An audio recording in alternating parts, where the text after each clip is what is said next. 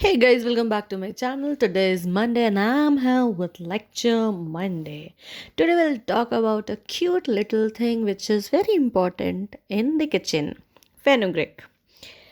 तो फेनुग्रीक के बारे में एकदम छोटा सा वो होता भी है, छोटा सा उसका लेक्चर भी है, एकदम 5 मिनट में, 5 मिनट ज़्यादा हो गया, 2 मिनट में ख़त्म हो जाएगा.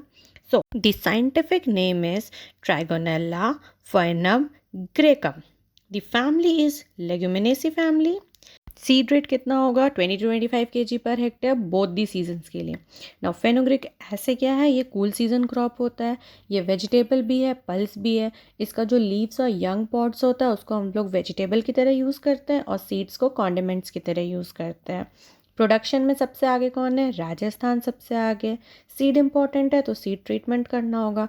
तो हम लोग 12 kg सीड को ट्रीट करने के लिए एजोस्पेरलम लेंगे 1.5 kg per hectare plus trichoderma viride eight the rate of 50 gram per hectare लेंगे. इसके कुछ वेराइटीज़ देख लेते हैं. तो they are Kasuri, RMT 143, RMT 1, Hisar Sonali, Rajendra Kranti, Pusa early bunching, Lam selection 1, CO1 etcetera. Now powdery mildew एक डिजीज इसमें होता है, उसके लिए क्या करने का है? Dust sulphur at the rate of 25 kg per hectare. और अगर फॉलियर स्प्रे कर रहे हैं तो वेटेबल सल्फर 2 ग्राम पर लीटर जब डिजीज़ दिखने लगे तब. Now root rot is another, rhizoctonia solani की वजह से. ये सीरियस डिजीज़ है और इसको कंट्रोल कैसे करेंगे?